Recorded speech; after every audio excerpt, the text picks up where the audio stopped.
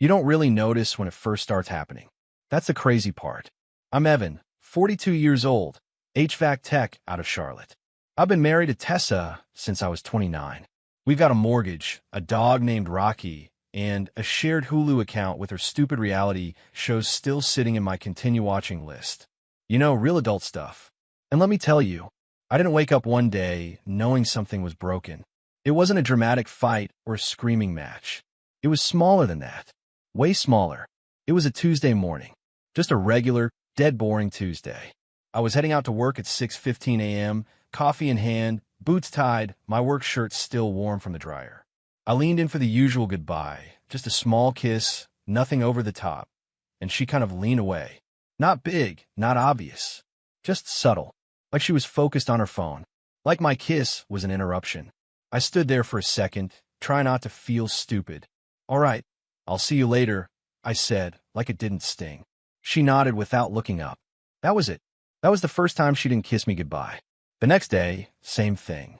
And the day after that, she mumbled something like, "I'm breaking out. I don't want makeup on your face." Bull. We've been together for over a decade, since before her fancy skincare routines and juice cleanses. None of that ever stopped her from hugging me before. But now she always had an excuse. "I'm late. I'm not feeling good." Don't start, Evan. It's not a big deal. Thing is, it was a big deal. You come home every day, dead, tired from climbing through crawl spaces and attics in the middle of Carolina humidity, and the only thing keeping you sane is knowing someone's waiting for you at home who actually cares. And when that someone starts acting like you're just a background character in her Instagram story, man, it hits different. She stopped kissing me, but it wasn't just about kisses. It was about connection. It was the shift. The beginning of the "I don't need you emotionally, but I'll still enjoy your paycheck" era. You know what I'm talking about? And just to be clear, we weren't perfect before this. I mean, who is? But we had a routine. I'd come home, she'd ask about my day, we'd cook together, even if it was just throwing frozen pizza in the oven and laughing at dumb TikToks. That stuff started to fade, bit by bit, like watching paint peel off a wall. Instead of dinner together, she started ordering DoorDash just for herself. Like 2 poke bowls or a Caesar salad and a smoothie from Clean Juice. She didn't even ask if I wanted anything.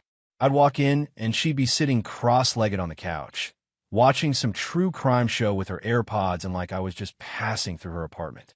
It's not like I didn't try. I did. I'd text her during the day, "Hey babe, how's your day?" Or, "You want to go grab dinner after I finish this install job?" You know I get back? Busy. Or worse. Nothing at all until hours later. "Oh, sorry, just saw this." Let me tell you, man, when someone stops seeing you, it's worse than yelling. Yelling means there's still fire. But silence? Silence is cold. I started noticing other things, too. Like how she'd laugh at her phone, but not at anything I said. How she started wearing perfume when she was just meeting a friend for coffee. She'd say it was Brie or Claire from her book club, but I'd never actually seen this so-called book club. And don't even get me started on the phone, always being face down. Every single time. The more I tried to reach her, the more I felt like I was clawing at a wall. One night, I finally asked, "Tessa, is something going on? Did I do something wrong?" And she sighed, like I was annoying her. Like my concern for our marriage was just another thing she had to check off her to-do list. She said, "Evan, not everything's about you. I'm just stressed." Stressed. She wasn't working a full-time job. She did part-time event planning from home, mostly weddings and birthdays. I paid the mortgage, the bills, the car note. Hell, even her gym membership at Orange Theory that she went to maybe twice a week max. But sure, she was the stressed one. What really stuck with me was how uninterested she became in us. I could have walked in wearing a clown suit, and she wouldn't have blinked. She'd scroll through TikTok for an hour straight without once looking up. And when I tried to cuddle her on the couch or rest my hand on her leg like we used to do without even thinking, she'd pull away like I was sweaty or something. I stopped trying after a while. You can only knock on a locked door for so long before your knuckles bleed. And hers was locked, bolted, and chained from the inside. People talk a lot about betrayal like it's always cheating. But you know what hits harder than cheating? Neglect. When someone you build a life with just stops showing up, stops caring. stops choosing you. I remember this one Sunday morning. We used to make pancakes together, play some old Jack Johnson songs, be silly in the kitchen. This time I woke up, she was already gone. Left a note that said, "Ran to get coffee. Be back soon."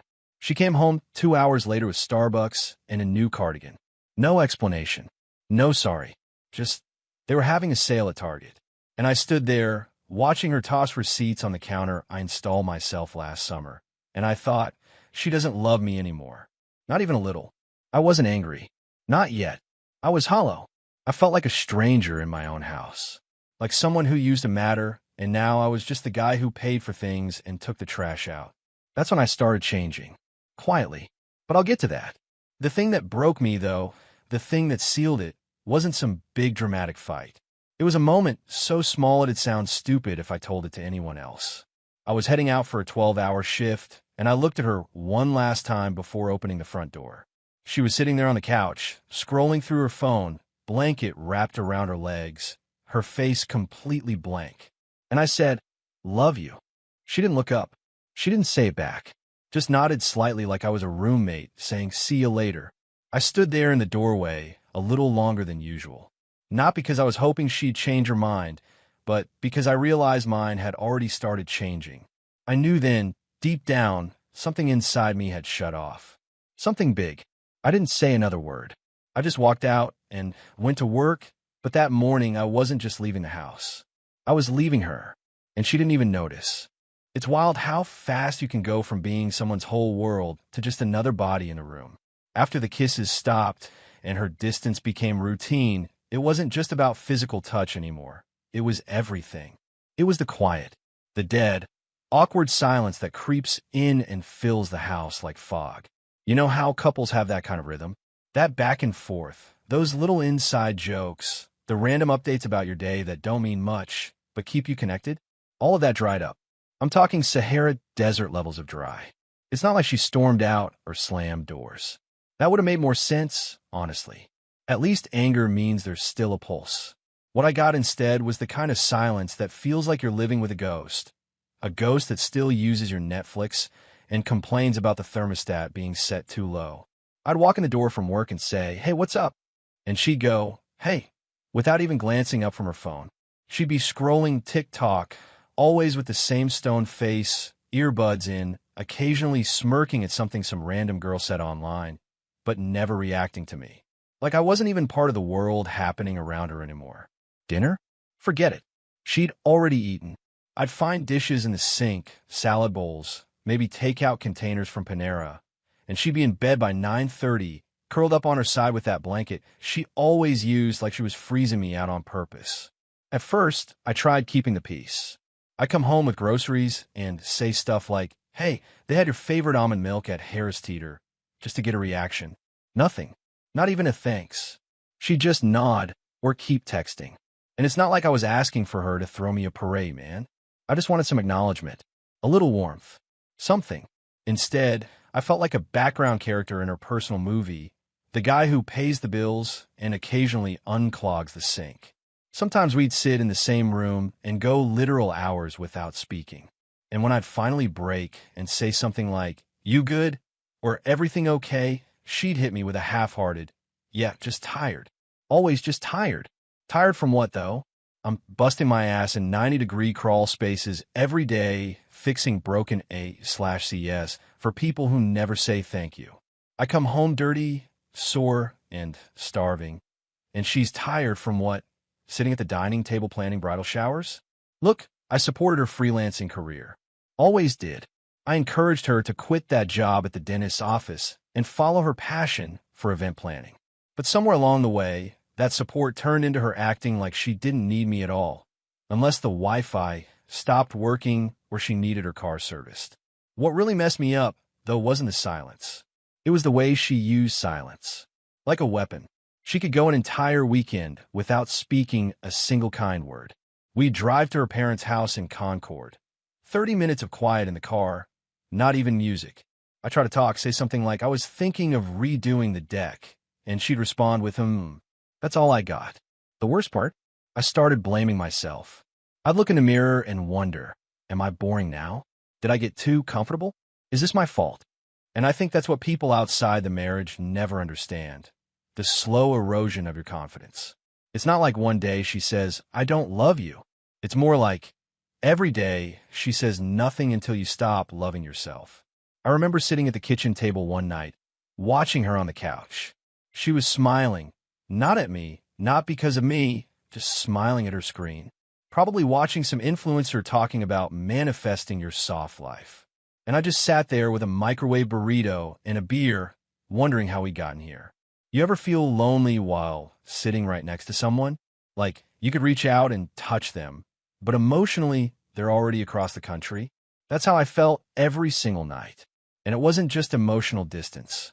It was this attitude. She had like everything about me was annoying. I cleared my throat too loud. I'd chew too aggressively. My laugh would make her roll her eyes. Hell, one night I sneezed, a regular damn sneeze, and she looked up from her phone and said, You're so dramatic. I swear to God. I started questioning whether I was actually annoying or if she was just finding excuses to hate me, so she wouldn't feel guilty for checking out. That's how twisted your head gets. Our dog, Rocky, he's this big mutt we rescued for shelter in Gastonia.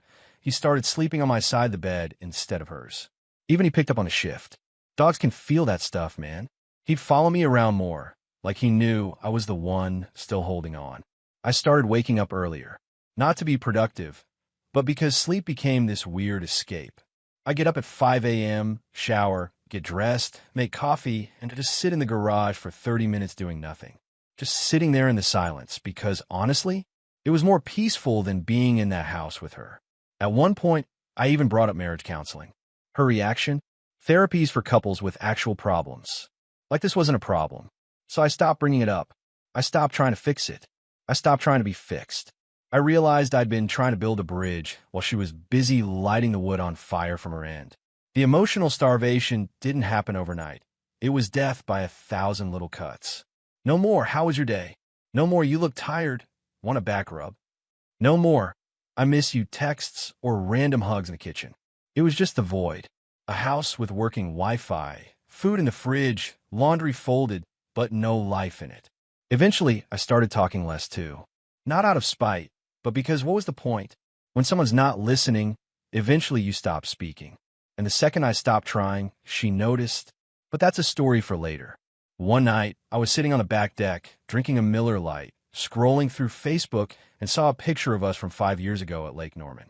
Tessa was sitting on my lap, sunglasses on, laughing her ass off about something stupid I'd said. We looked like we were in our own world.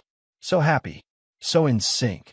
And I sat there staring at that photo for 10 minutes, trying to remember what it felt like to be loved like that. But I couldn't. I couldn't even remember the last time she looked at me like I mattered. That's when I knew the love was gone. Not hers, mine. I wasn't mad. I wasn't sad. I was empty. And that kind of emptiness, it doesn't get filled by begging or promises or another we just need time. It gets filled by walking away. But I hadn't left yet. Not physically. That part was coming. For now, I just shut down.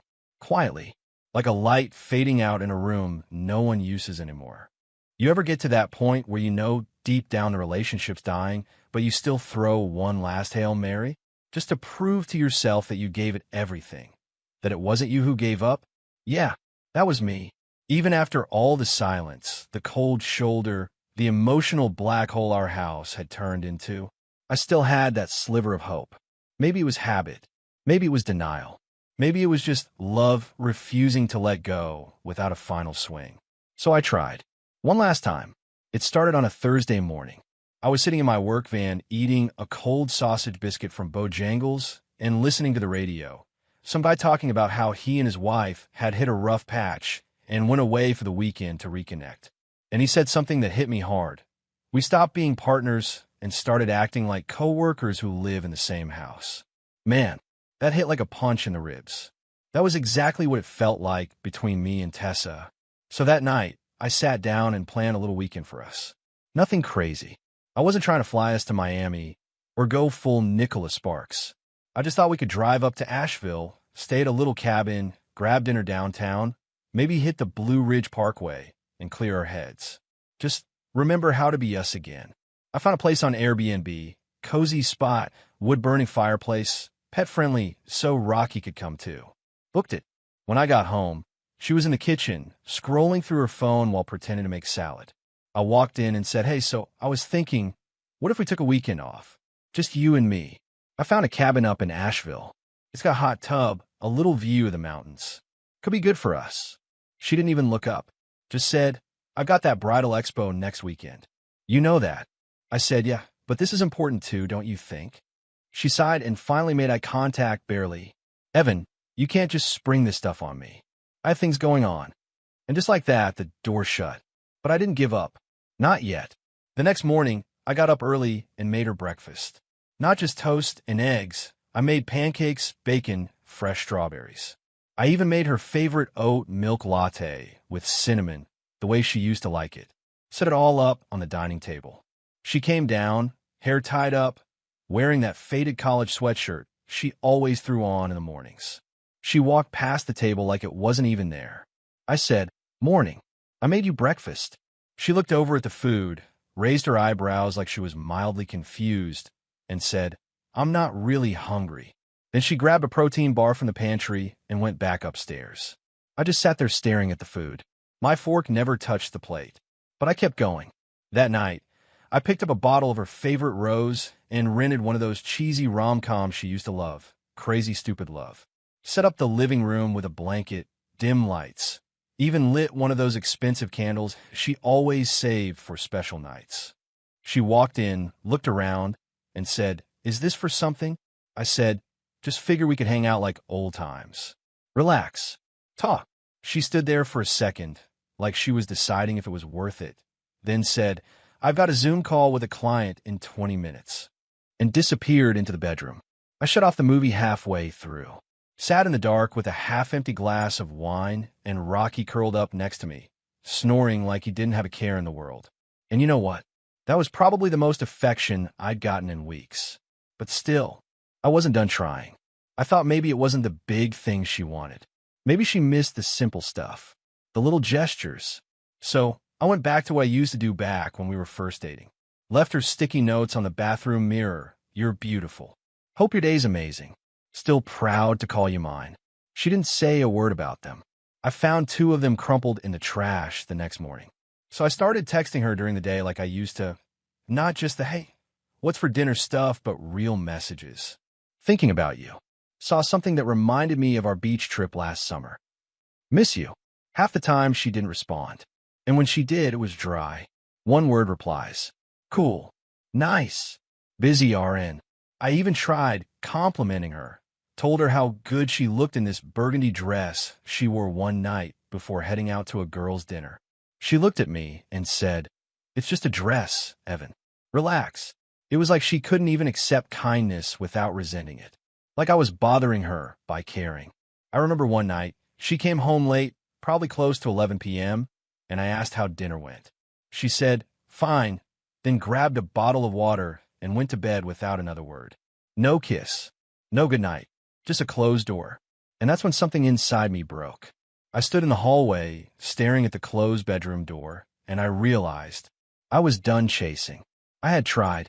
I had really tried.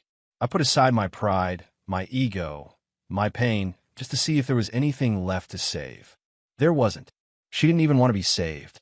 She just wanted freedom, space, comfort, access to the life I built without having to show up for me emotionally. And the thing is, I didn't need her to be perfect. I didn't even need her to be overly affectionate or clingy.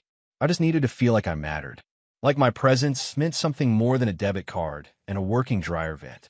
The thing about being enough is that it's not about what you do. It's about how the other person sees you. And once someone decides they're done seeing your worth, it doesn't matter how much effort you pour in, it just spills out the bottom like a cracked bucket. I went to bed that night, laid next to her without touching her, and stared at the ceiling for 2 hours thinking, this is it. This is the last night I beg someone to love me. After that, I stopped writing notes. I stopped planning surprises. I stopped buying flowers. I stopped asking how her day was. And most importantly, I stopped apologizing for being me. Because the truth is, I wasn't the problem.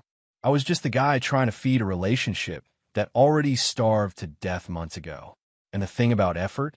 It only matters when the other person wants to meet you halfway. She didn't. So I stopped walking in circles by myself. But what came next? That's where things really started to shift. Because when I pulled back, she noticed. And not in a let's fix this kind of way. No, more like, why are you different? But by then, I had already started to wake up. You ever wake up one day and feel different, but can't exactly explain it? That was me. It wasn't like I had some huge epiphany or found a text from another guy or walked in on her doing something scandalous. Nothing dramatic like that. What actually happened was nothing. And that's exactly what changed everything. One Thursday morning, I woke up and realized I didn't care what mood Tessa was in. I didn't care if she smiled at me or ignored me. Didn't care if she kissed me goodbye or rolled over and went back to sleep. And that scared me. But not because I was afraid of losing her. It scared me because I finally understood I had already lost her. And what's worse, I had lost myself along the way. You see, I've been bending over backwards for months, trying to bring life into a relationship that had been emotionally dead for a while. I had watered the plant, moved it to the sunlight, trimmed the leaves, but it was still dying. And one day I just stopped. I stopped playing the fool. And that shift, it was quiet, subtle, but real. I didn't slam doors. I didn't yell or accuse. I just stopped showing up emotionally the same way she had stopped long before me. She didn't notice it right away. That's the funny part. She was so used to me trying, checking in, asking if she wanted dinner, offering to rub her back after long days, texting her funny memes just to get a smile, that when I stopped doing it, she assumed I was just in a bad mood or tired. But day by day, she started to notice the silence. And she didn't like it. One night, we were sitting on the couch, both staring at our phones. Classic scene, right? But this time, I didn't try to make small talk. I didn't try to start a conversation or ask what she wanted to watch. I just got up, grabbed my keys, and walked out. Didn't say where I was going. Didn't ask if she wanted anything. I drove to the gas station, got a beer in a Slim Jim, and sat in the parking lot listening to a podcast. Alone. Peaceful. Nobody nagging. Nobody ignoring. Just me. When I got back home an hour later, she asked, "Where were you?" I said, "Just needed some air." She looked at me a little longer than usual, like she couldn't quite figure out the tone. It wasn't angry. It wasn't cold. It was detached, and that bothered her more than if I had snapped. You see, up until that point, she had all the power. She decided when we talked, when we didn't. She decided if we were affectionate, if we were distant. I was always responding, chasing, adjusting to her mood like some damn thermostat. But now she was dealing with a version of me that didn't need her mood to dictate mine. That's when I knew I was on the right track. Next morning, she got up and actually made coffee. For both of us. That hadn't happened in months. She set the mug on the table like it was some kind of peace offering. I said, "Thanks," drank it, and didn't say anything else. She asked, "You okay?"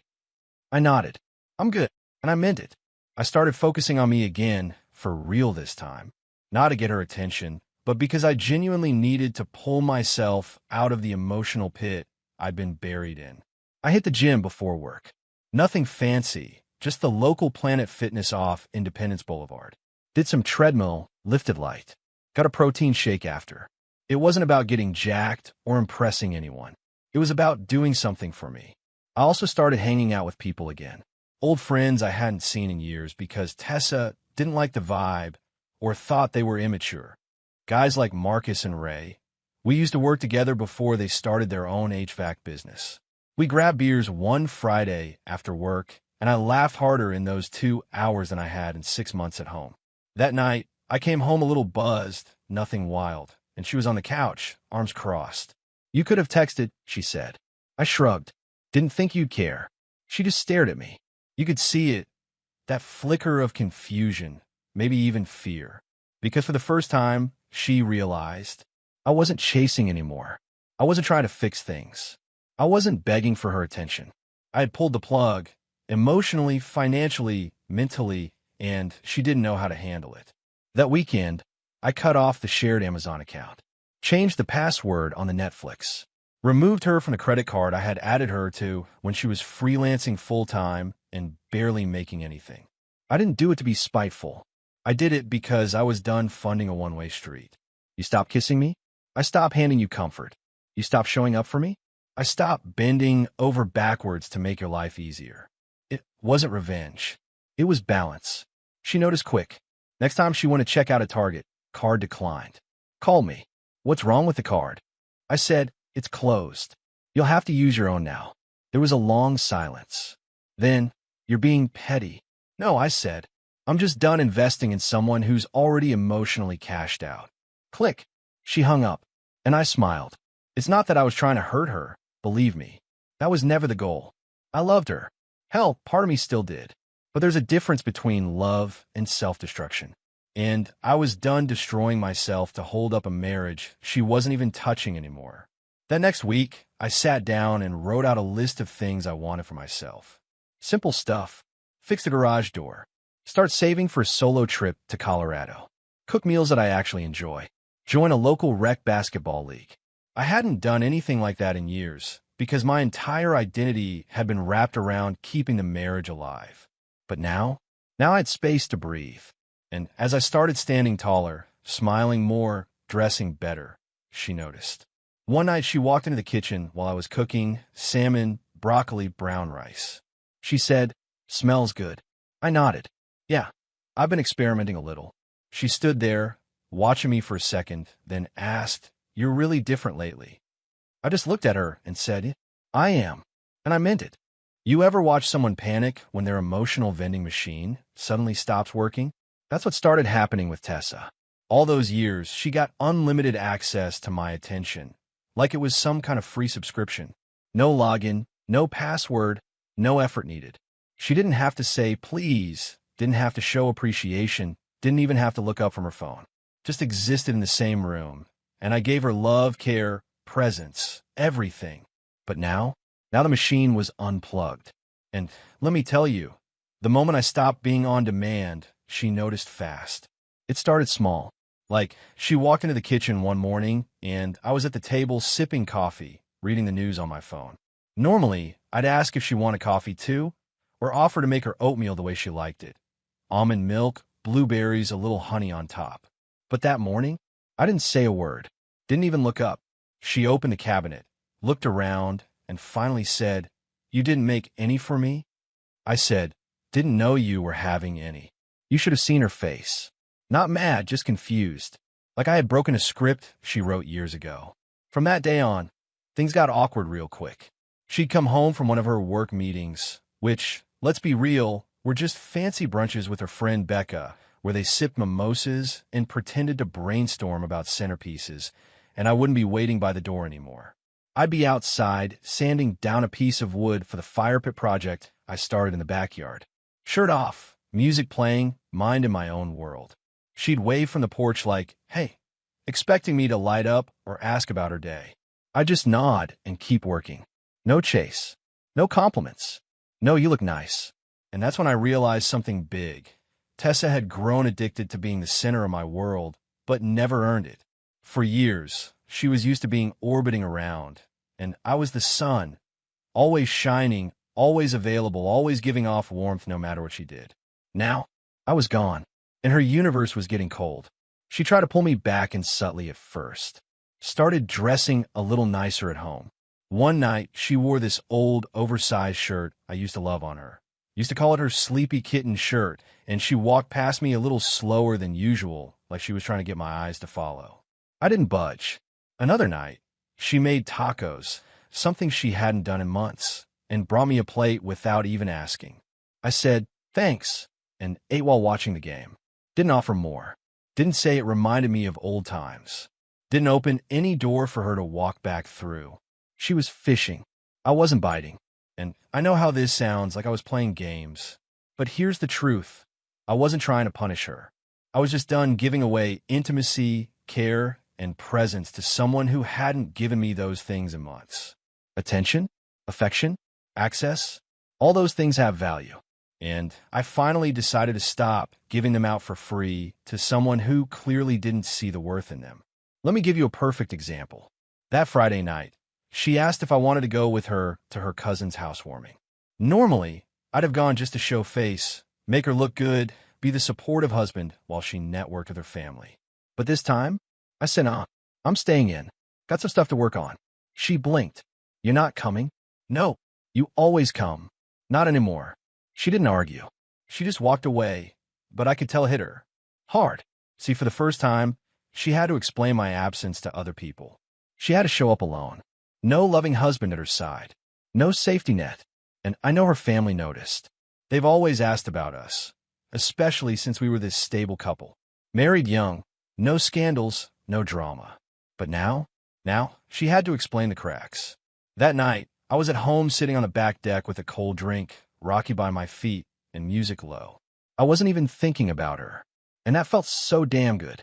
But you know what happens when people who are used to being adored suddenly get ignored? They start to scramble. She started testing me. One night, out of nowhere, she walked into the living room and sat right next to me, like right up against my side, something she hadn't done in what felt like a year. I was watching a documentary, and she just leaned her head on my shoulder. I froze, not because I was nervous, but because it felt so fake. I didn't move, didn't react. After a minute, she said, "Are we okay?" I looked at her and said, "We're civil." She frowned. "That's it." I shrugged. "It's better than how things were." She didn't say anything after that. She got up, went to the kitchen. I heard the fridge open, then close. No more conversation. A few days later, she brought up something totally random while I was brushing my teeth. "Remember that time we went to Myrtle Beach and you lost your wallet in the arcade?" I said, "What?" "No reason. Just thinking about it." I nodded. "Cool," and walked out. She was trying to nostalgia bait me, pull me back into the warm, fuzzy memories so I'd start melting again. But I wasn't that guy anymore. She'd had the full, undivided version of me. She knew what it felt like to have all my energy, all my love, all my attention. Now she was getting the leftovers, the part that didn't bend anymore. And for someone like Tessa, someone who had lived so long off of my validation, my time, my effort, it was like cutting off oxygen. One night, we were sitting on opposite ends of the couch, and she just blurted out, "I don't like this version of you." I looked at her and calmly said, "This version of me was created by the last 6 months of you." Silence. She stared at me, like I had just spoken a language she didn't understand.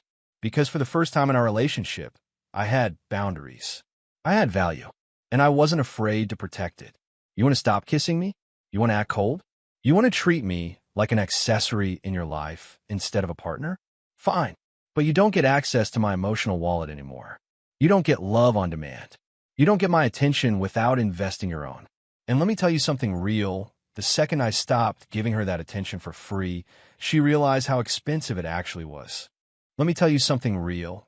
In a relationship, money isn't just about bills. It's about energy, attention, power. And for the longest time, I was the generator keeping our whole life running while she just plugged in whenever she felt like it. But once I stopped chasing her emotionally, something inside me said, "Why are you still funding this circus?" And just like that, I started flipping switches. Quietly, calculated. And let me be clear, I'm not some spiteful guy who wanted revenge through a bank statement. That's not what this was. This was me realizing I'd been emotionally abandoned and financially drained, and I wasn't going to keep writing checks for a woman who treated me like a roommate with a credit card. Tessa never had a real job. I don't say that with judgment. It was something we agreed on years ago. When she left her dental assistant job to do event planning full-time, I supported her, told her I had her back, helped her build her little website, got her a new MacBook, even covered the costs of her first few clients, because it takes time to get started, right? Well, 5 years later, she was still barely bringing in anything. A couple gigs here and there, some baby showers, maybe one wedding a month. And I was covering the rest: mortgage, car note, utilities, food, phone plan, internet, insurance, you name it. And I was fine with that when we were partners.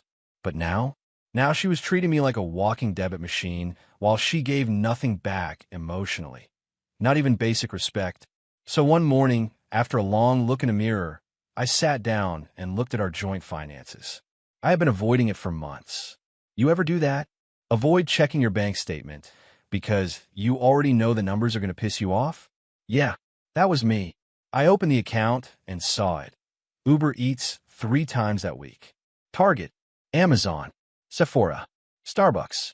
$160 on some online fitness program she never even opened. I was literally funding her disinterest. So that day, I made some changes. First, I called the bank and removed her from the joint credit card. I didn't close it, just made it mine. Next, I opened a brand new checking account under my name only and started redirecting my direct deposit into it. Then I changed all my passwords: Amazon, Hulu, Spotify Family Plan, even the damn grocery app. Everything. I logged her out of all of it. And then I froze the card she always used for gas and groceries. Left $50 in the joint account just so it wouldn't raise flags, but otherwise, pipeline closed. She didn't notice right away. But when she did, oh boy, it was a Thursday afternoon. I was wrapping up an AC unit repair for a church down in Monroe when I got a text. Tessa, hey, did you cancel a card? My payment didn't go through at Publix. I stared at my phone for a second, then just texted back. Me, nope, just change some things. You'll need to start using your own. She didn't respond. Not right away. But when I got home, she was waiting, standing in the kitchen, arms crossed, looking like she had rehearsed her lines all day. What the hell, Evan? I calmly put down my keys. What? You froze the card. You changed the accounts. Why would you do that without telling me? I looked her dead in the eye and said, because I realized I've been carrying the weight of this household alone, financially, emotionally, everything, and I'm not doing it anymore. She scoffed. So, this is punishment now? No, it's called accountability. She started pacing. So what? Now I have to ask you for money like I'm your child? I shrugged. I never told you not to work. You chose this setup. I just stopped pretending it was fair. She didn't have a comeback. And that was the first real moment I saw panic in her face. Because for years, I had made life so easy for her. And now she was realizing just how much comfort she'd been coasting on. She tried to gaslight me later that night, sat next to me on the bed and said, I've supported you in other ways, Evan. Emotional labor. I've taken care of things behind the scenes you don't even see. I looked at her and said, you haven't kissed me in 4 months. Don't talk to me about emotional labor. She didn't have a response, just turned over and stared at the wall. And that was the night I knew she was starting to feel it. Not just the silence, not just the distance, but the loss of access. The next week was a mess. She tried to use the car and realized I had switched the insurance policy into my name only.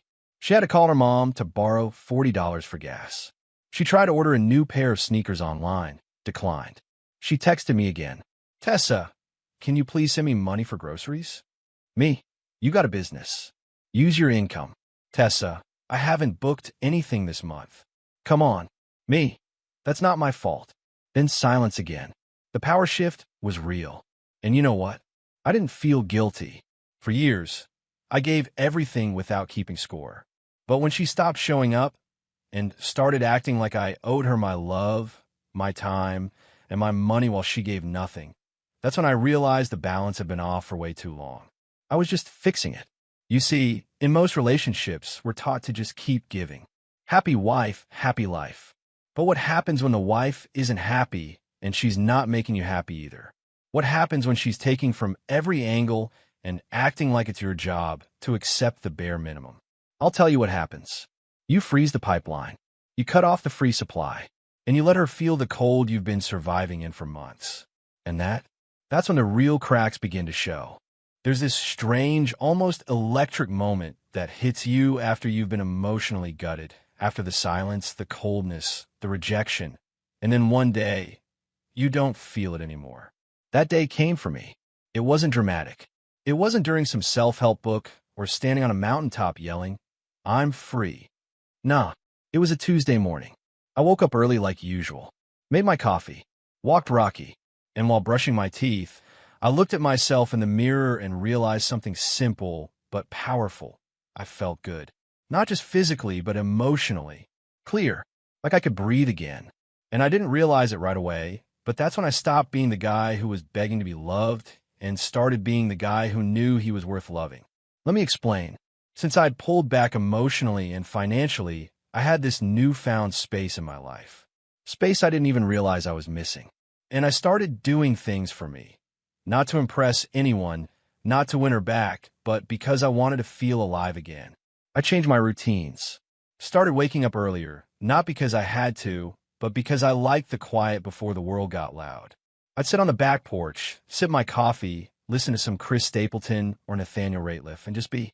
No buzzing phone, no awkward silences with Tessa, no tension in the air. Just peace. That alone was worth more than anything I'd been begging her to give me. I joined a local gym, nothing fancy, just a warehouse-style place about 10 minutes from the house. I wasn't trying to get ripped or anything. I just wanted to move, sweat, feel strong again. And man, it worked. I dropped 12 pounds in 6 weeks. Got some muscle back. Started wearing clothes that actually fit right. Even my barber noticed. He's this older guy named Darnell, owns a little shop in Matthews. He looked at me and said, "Evan, you look 10 years younger, my man." I laughed, but it felt good. And here's where it gets wild. That energy, it showed. Not just in my body, but in the way I walked, the way I talked, the way I carried myself. And people responded. Strangers smile more. The woman at the bakery down the street, remember my name. The girl at the gym, Casey, started chatting with me between sets.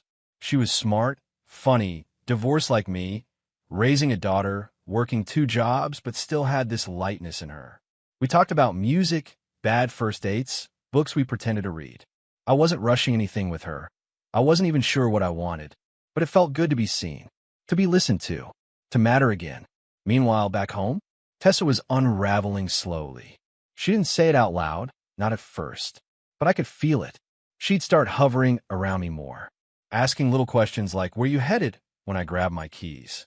Or, "You've been dressing up a lot lately. Is that for work?" "Nah, sweetheart, this isn't for work. This is for me." She even tried cooking again, made this chicken Alfredo one night, just like she used to in our early years. Set the table, lit a candle. I walked in and said, "Smells good," then grabbed a plate and took it to the living room. She looked stunned, like, "Wait, aren't you going to sit with me?" But I wasn't playing the game anymore. She lost that privilege when she decided my love wasn't worth showing up for. And here's the part nobody talks about. When a man truly finds peace with being done, that's when he becomes magnetic. Not needy, not bitter, just grounded, calm, confident. I started taking better care of myself in every way. Read more, ate better, cut out the beer, took Rocky on longer walks, sometimes down to Freedom Park just to clear my head. I even went and got my teeth whitened. Not for Instagram, not for revenge, just because I was proud of myself again. And the more I grew, the more she shrank. Tessa started dressing up to sit in the living room. Started wearing perfume just to walk to the mailbox. Started pretending to scroll while side-eyeing me on the couch. She was scrambling, not because she loved me again, but because she couldn't stand that I had stopped loving her. And deep down, she knew. She knew the guy who once bent over backwards to make her happy. The one who planned romantic getaways, who paid for everything, who waited for affection like a kid waits for Christmas. He was gone, replaced by someone stronger, smarter, free. The day everything shifted publicly was at her cousin Jenna's birthday party. We went separately, technically still married, but barely functioning as a couple. I showed up in a black Henley, jeans that actually fit, and a fresh pair of Timberlands. Casey had texted me before I left. "You got this. Be unbothered." And I was. At the party, people kept coming up to me like, "Evan, man, you look good. What's going on with you?" I just smiled and said, "Just taking care of myself these days." Tessa saw. She heard. And she was pissed. Not because I embarrassed her. Not because I did anything wrong. But because the man she thought would always be waiting wasn't waiting anymore. On the drive home, she finally snapped. She said, "You've changed." I said, "Yeah, I have. You're colder now. Like you don't care." I looked at her for a second, then said, "I spent a long time caring for both of us. And I'm tired. Now I just care for me." She didn't respond. Her eyes were glassy, but she wouldn't let herself cry. Pride. That night, I slept better than I had in months. Because finally, I realized I wasn't the broken one. I wasn't the weak one. I was the loyal one, the loving one, the one who kept showing up until there was no reason left to show up anymore. And now I was the prize. Not out of ego, not because I needed validation, but because I rebuilt myself brick by brick, and no one could take that from me again. You can always tell when someone realizes they're not in control anymore. Not because they say it, but because of how they start scrambling to fix things they never thought they'd need to fix. That's exactly what happened with Tessa. After months of giving me the cold shoulder, brushing off my affection, spending my money like water, and treating me like a ghost in my own home, she suddenly switched up. It was subtle at first. Little things. She started waking up early again. Not for work, not for anything productive, but just to be awake when I was. I'd be pouring my coffee in the kitchen, and she'd magically appear in a matching pajama set, hair tied up neat, offering a fake little smile. "Morning," she'd say, and I'd respond with a simple "hey." Nothing else. No eye contact. No warmth. Just neutral. And it killed her. Because for years, I was the emotional thermostat in the house. If I was warm, she felt comfort. If I was down, she'd ignore it until I reset myself. But now that I was unbothered, she didn't know how to act. The control was slipping through her fingers, and the more calm I got, the more unhinged she started to become. One afternoon, she popped into the garage while I was organizing tools. "You've been quiet lately," she said, leaning against the doorway like we were on good terms again. I nodded without looking up. "Yeah." She waited a second, expecting me to follow that with something, an apology, maybe, or a question like, "Are we okay?" But I just kept working. That was the first time I saw it in her eyes, the shift. That panic flicker of, "Wait a minute, did I lose him?" A few days later, she took it up a notch. I came home from work, sweaty and beat from crawling around an attic for hours, and there she was in the kitchen making dinner. I hadn't seen her cook a real meal in months. She had candles lit, music playing, our old playlist, the one from when we used to road trip to Savannah. She turned around with a little smile and said, "I made that shrimp linguine you like." I didn't say anything at first. Just walked past her, washed my hands, grabbed a plate. She waited for me to say something, anything, and finally asked, "You okay?" I looked at her and said, "I'm fine." Then I ate in silence. Not because I was trying to be petty, not because I wanted revenge, but because I was done playing along. She tried again 2 nights later. Came into the living room while I was watching the Hornets game. "You mind if I sit with you?" she asked, already curling up beside me on the couch like it was normal. I didn't flinch, just said sure. She leaned her head against my shoulder. I didn't move. Then, out of nowhere, she tried to kiss me. Just like that. Months of coldness. Months of her rejecting every touch, every little bit of affection. And suddenly she wanted to pretend none of it happened. I turned my face slightly, and she ended up kissing my cheek instead. She pulled back and looked confused. "What's going on with you?" And I said, "I could ask you the same thing." She blinked. "You're acting like you don't even want me anymore." And for the first time, I gave her the truth. Because I don't. That hit her like a brick. She sat there frozen for a second, like she couldn't believe I had the nerve to say it out loud. But I meant it. I wasn't trying to hurt her. I wasn't trying to spark a fight. I was just telling her the truth that had been bubbling under the surface for a while now. She stood up, frustrated. "So what? This is payback now." I looked at her and said, "No. This is what it looks like when someone finally values themselves." That was the moment she realized she had no more grip, and the panic started showing in waves. She began doing laundry, folding my shirts the way she used to. She cleaned out the garage without me asking. She even went out and bought me new cologne, said she thought of me when she saw it. I said thank you, but I didn't let it open any doors. Because that's what people do when they panic. They try to rebuild the bridge they burned, acting like the fire didn't leave scars. The big one came the following weekend. I was heading out to meet a few friends for drinks. Ray, Marcus, and a couple other guys. Nothing wild. Just guys talking trash and decompressing. Tessa stood by the door as I got ready, watching me put on my boots. "Are you going out?" she asked, like she didn't already know. "Yep." "Who with?" I grabbed my wallet. "Some old friends. You didn't ask if I wanted to come." I paused for a second, then said, "You haven't wanted to come with me anywhere in over a year. Why would I start asking now?" Her face dropped. She didn't say anything, but her eyes said everything. She wasn't used to this version of me. She wasn't ready for the man who no longer needed her permission. That night, she called me twice. I didn't answer. When I got home, she was sitting on the couch, arms crossed, fake calm. Everything good? I asked. She nodded. Yep. Just wondering where you went. I told you, I said. Out. She stared at me for a second and then said the words I've been waiting for. I don't like how distant you've become. And I finally said what had been sitting in my chest for months. Now you know how it felt to be married to you. She didn't respond. She just looked at me like I was a stranger. And maybe I was, because the version of me she'd gotten used to was gone, dead and buried under months of rejection and silence. Now she was the one chasing, the one wondering, the one asking where I was going, what I was doing, who I was talking to. She used to be so sure she could get me back with a few nice words and a plate of pasta.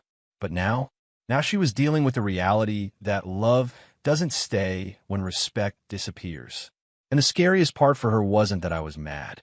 It wasn't that I was yelling or throwing ultimatums. It was the fact that I was calm, silent, unbothered. Because when a man gets to that level of peace, the game's over.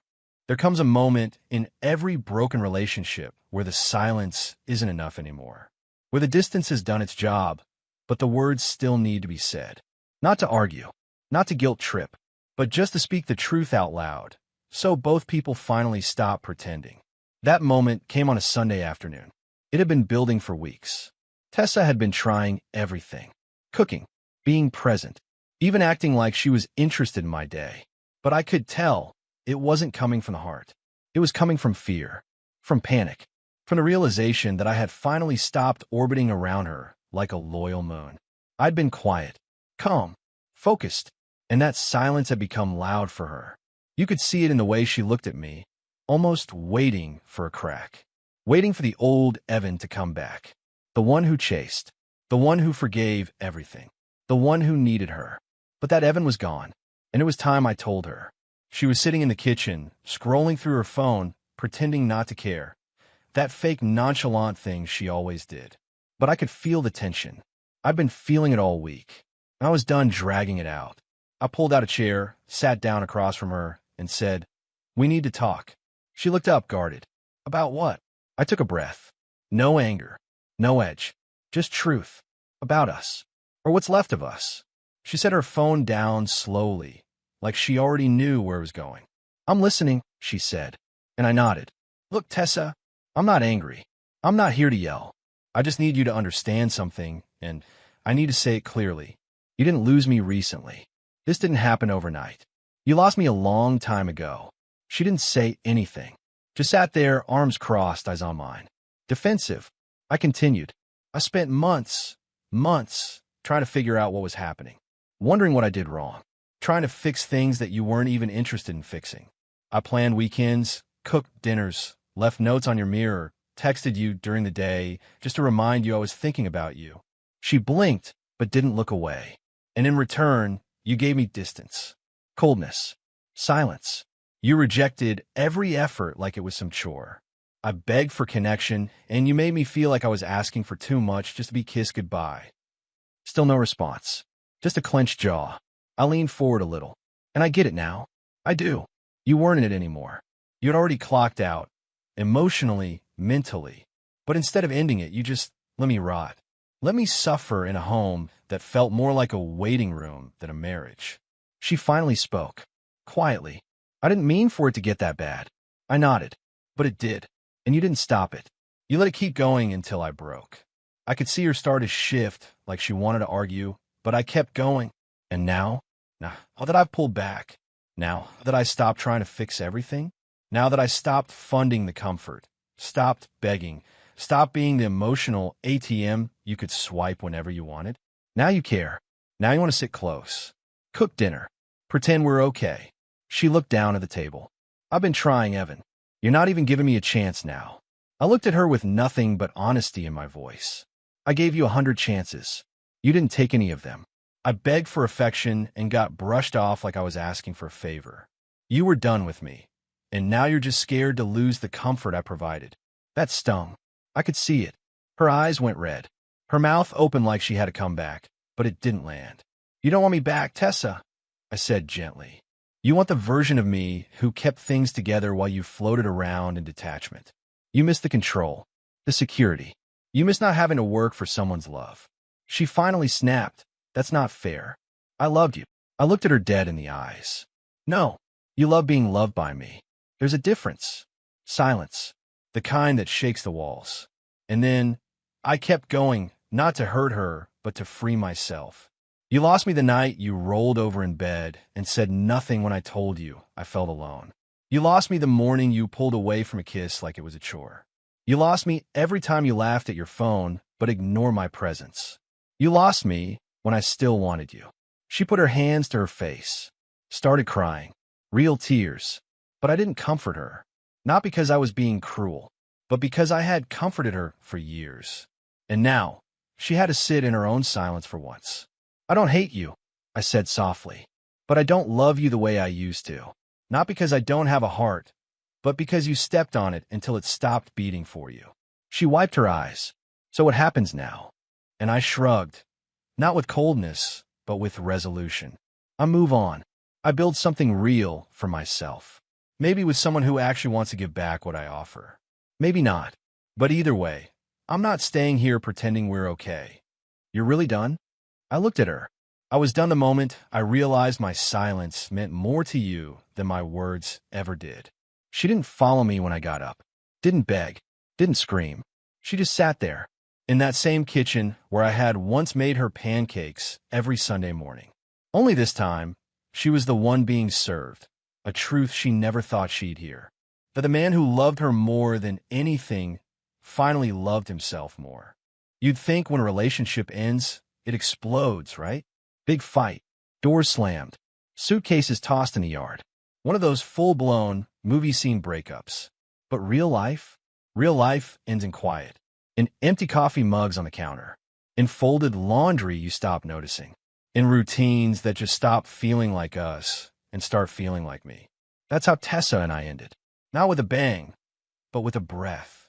After I told her the truth, that she lost me long before she realized, everything slowed down. She didn't beg. She didn't scream. She just sat there in that chair at the kitchen table with mascara running and both hands covering her face. Like she wanted to disappear. And I didn't try to save her, because I had spent years saving someone who didn't want to be saved. The next few days were awkward. We were still technically under the same roof, but everything felt temporary. The house, the rooms, even the air between us. Like the walls were waiting for the final decision. I found a short-term rental a few miles away. Small place, clean, quiet, with a backyard for Rocky. Signed the lease, packed up 3 duffel bags, my tools, and a few essentials. That was it. No drawn-out explanations. No dramatic speech. I just left the key on the kitchen counter and walked out the front door.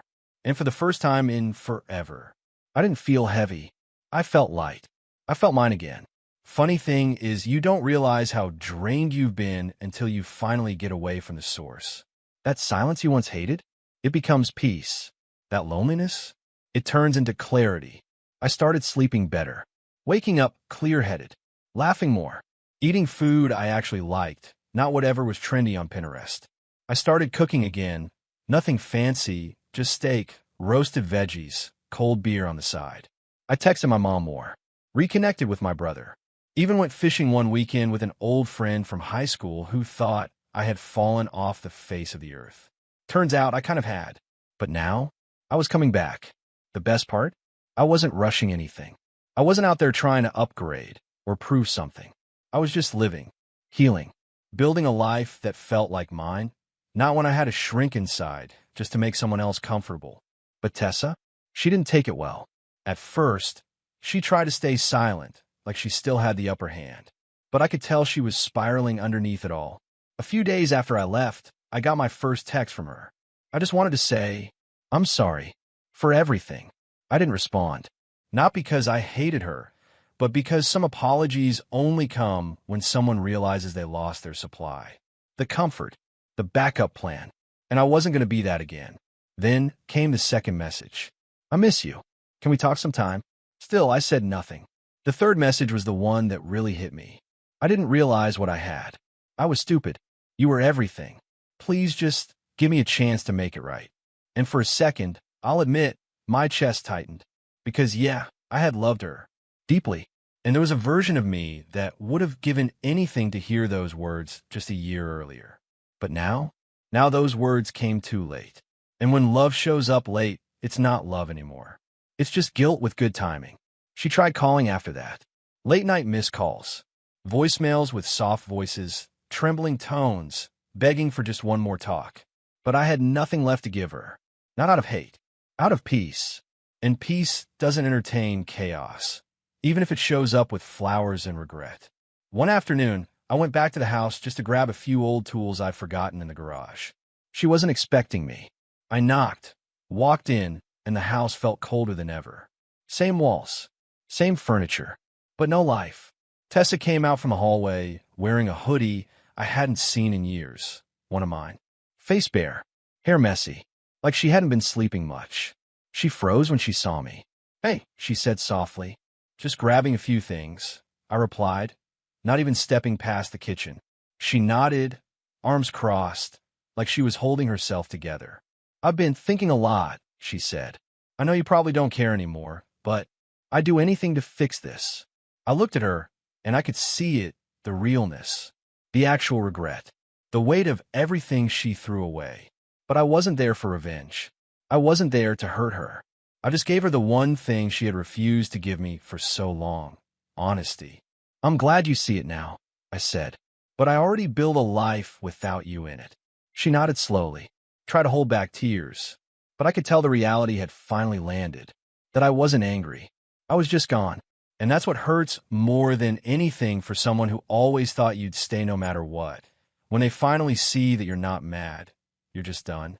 I grabbed my toolbox, gave Rocky one last "let's go," and walked out without looking back. That was the last time I saw her in person. She still texts sometimes, every few weeks, usually late at night, usually one-liners like, "I miss you. I saw your truck the other day. I hope you're happy." And I am. I really am. Casey, the woman from the gym, and I reconnected slowly, naturally. No pressure, just two grown people figuring things out. We're not rushing anything, but there's laughter, conversations that go deep, respect, kindness. And the best part? When she looks at me, she sees me. Not the provider, not the fixer, not the backup plan. Me. These days, I wake up in a bed I picked, in a home I built, with peace in my chest and no regret in my bones. That's my victory. No revenge plot, no toxic back and forth, no dramatic scenes, just peace. The kind you only get when you stop fighting for someone who stopped choosing you and start choosing yourself instead. So if you're sitting in a cold relationship wondering when it'll change, hear this. Sometimes the real win isn't getting them back. It's walking away so far they can't reach you, and realizing they never deserved to hold you that close in the first place. That's what happened to me. That's how I won. Quietly. Fully. Finally.